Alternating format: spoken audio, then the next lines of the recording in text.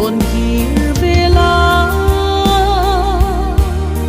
ilung lai ru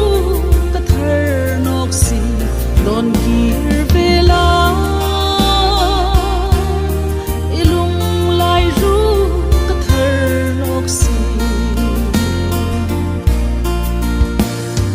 zaleng dang han ka thlir chai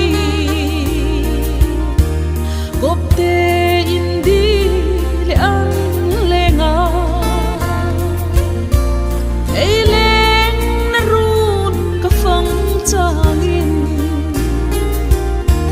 Shilka hain lung lam kan vai don kir vela ilung lai ru ka thar nok sin don kir vela ilung lai ru ka thar nok sin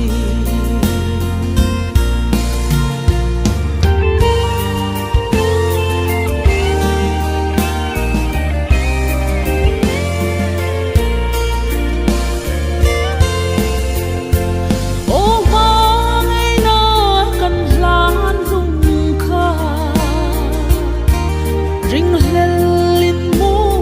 milim santa vang kho puya in thang su le khotlang trong si châu cờ chân